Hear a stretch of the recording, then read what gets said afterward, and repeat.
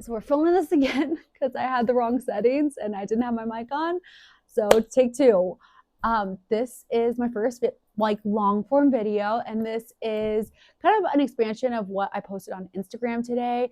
I am a dog owner. I have two amazing dogs, two boxers. I have a little boy named Sparta and a little girl named Tatanka. And I absolutely love living here, but it's even better now that I'm a dog owner because there's so many places to explore. You can bring them almost anywhere. But I did want to kind of expand on that Instagram post because there are just some tips that I have about coming to this area with a dog that just will make your experience better, whether you're moving here or you're just coming for a visit. So I'm going to cover 3 topics and let me know if this helps. So topic number 1 is open space. So there is so much open space here. There's like 1.2 million acres just of BLM land. So that's not including all the local trails and places that you can go explore. So dogs, one, are a great way to get to know the area. They need to go for a walk. You can check out a new place.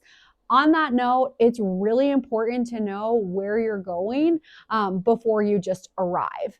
One, there are pretty strict laws regarding private property. So in Colorado, property rights do favor private landowners. And so you'll notice if you look at any of the maps, things like that, some of the trails will go public land into private, back into public. And so most of the landowners, if it is like a public trail that's marked, they're going to have given access for you to cross, not to linger, but to cross through.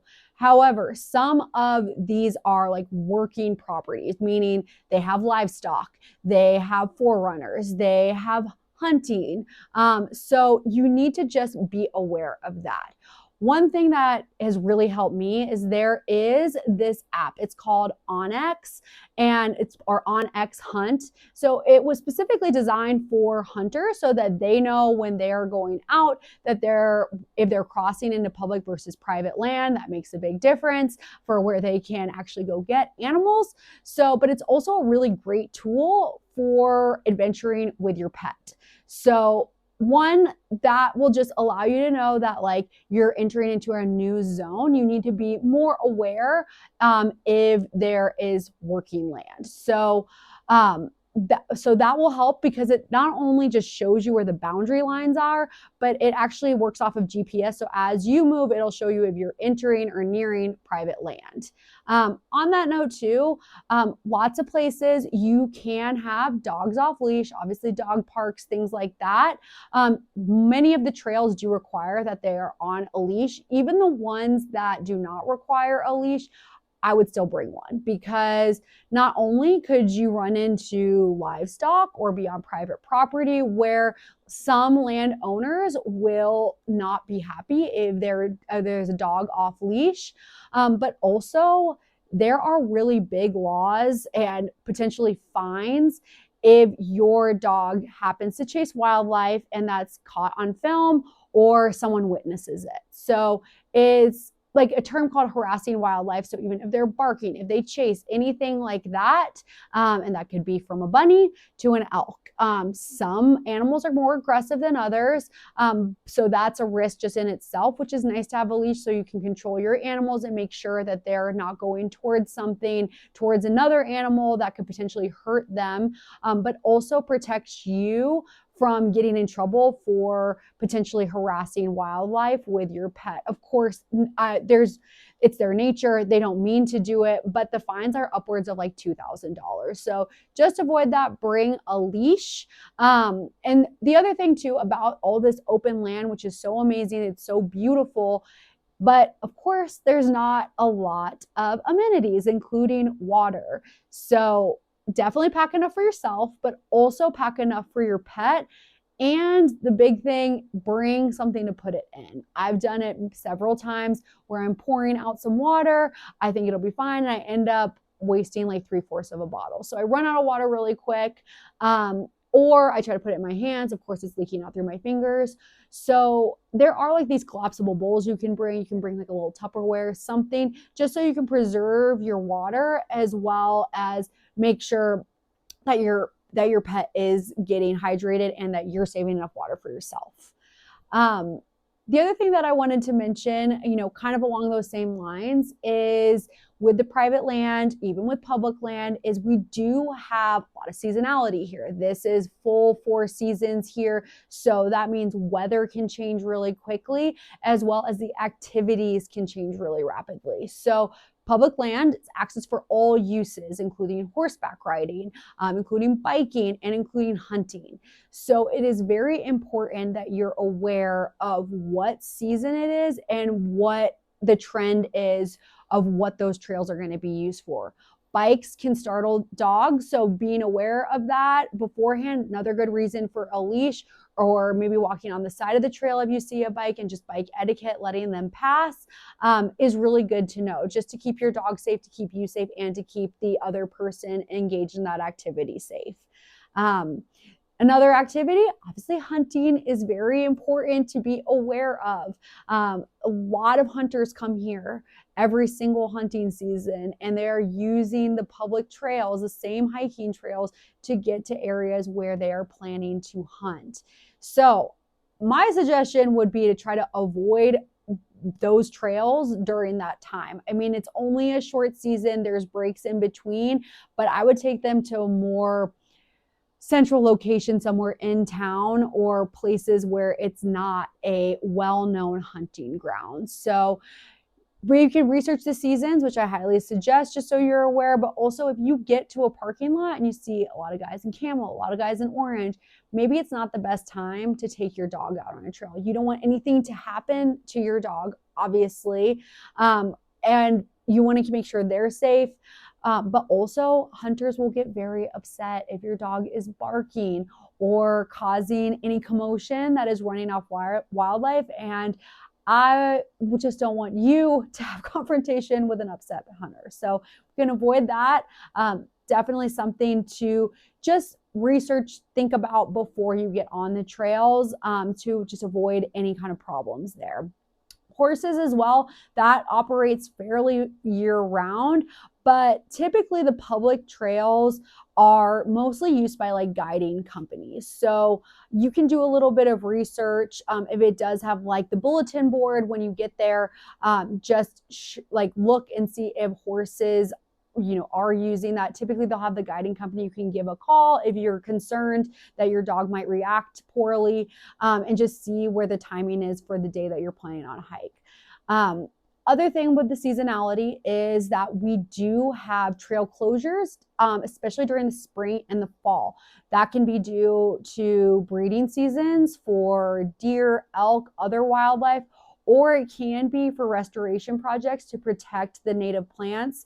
So it's really important to check those bulletins and honor those. I know sometimes it's frustrating when you get somewhere and then it's like the closure and it seems so easy to jump over the gate. Don't do it. There's one, if someone sees you, you could get an earful, because people in this community are pretty protective of the trails and the wildlife. So might just upset somebody, but even bigger than that, you again could get a pretty hefty fine.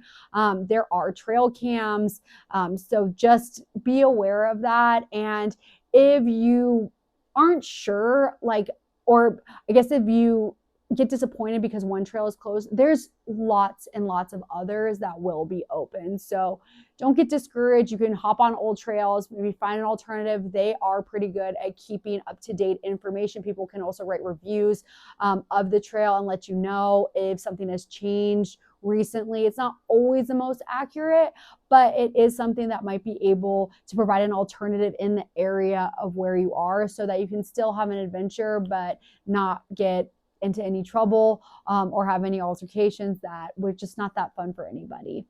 What else did I want to say on that?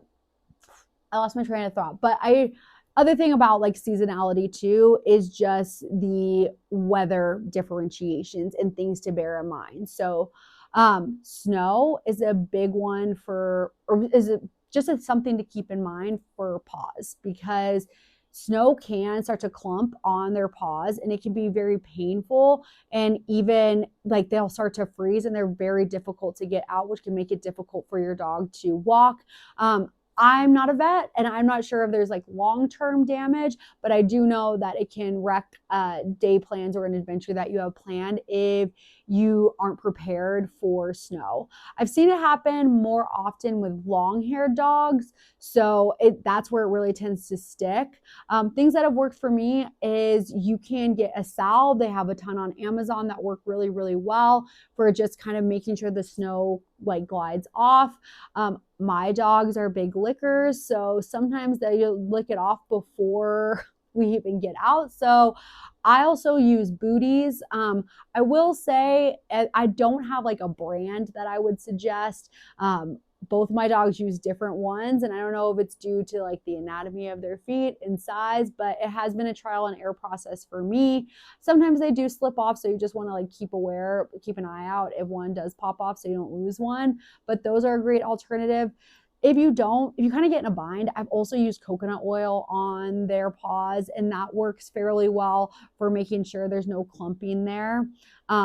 Other thing is I do have my little dog jackets, which sometimes people are like, oh, you dress up your dog. And like, I do, I have Halloween costumes, but the jackets are actually functional. So my dogs are short haired, and especially my little guy, he's only 6 months old. When we go out on walks, sometimes he does get a little chilled and he will start shaking. He wants to play, but there's been times where he gets so cold that like I have to carry him all the way home. So he, as he's getting bigger, it's not been as frequent, but especially if you have little ones or skinnier ones or ones that aren't used to the snow, just get a little jacket. I got one at TJ Maxx or something. It's like a thermal, or not thermal. It looks like a little down. It's not that thick. It was like $8, but it's made a big difference in his enjoyment of the snow as well as for me. Sometimes especially now, I don't know if I could carry him all the way back if we got into a bind, but he's been shaking so bad that I felt bad and I didn't want to put him back in the snow. So just something to keep in mind. Oh, there's Tonky girl. Come here, baby. Come here, Tonky. Come here. She's going to come say hi. Come here, Tonky. Oh, there she is. This is my Tonka girl. This is my Tonka girl. So jackets, something for their little paws, and definitely water, as I mentioned. Last thing I wanted to bring up is how friendly and open most of the businesses are to dogs. So a lot of places have water bowls, retail shops, the ski mountain, even a lot of restaurants also are pet friendly, but there is one caveat. Health guidelines don't let dogs inside. So there's several restaurants that are like, well, we're dog friendly, but it can be seasonal. So it's just for the summer months when their patio is open. So if you are thinking about bringing your dog and you want to go grab a drink, grab some food, maybe just call ahead and check and ensure that all of the areas where dogs could potentially be, that they're open for the time that you're going there, just so you don't end up in a situation where you bring them and you're like, oh yeah, it says dog friendly, and then you either can't enjoy the restaurant or you have to leave them in the car, which honestly can be dangerous. I know you hear a lot about like dogs overheating, things like that. Dogs also shouldn't be left in cars when it's getting below certain temperatures, especially if you're planning on being there for a while. So those are just some of my tips for if you are coming out here for a trip or coming out to move here. Like I said, this is my first video, so let me know what you think. And if there's any other topics you'd like me to cover about dogs or anything else in Eagle County, I'd be more than happy to share. So thank you.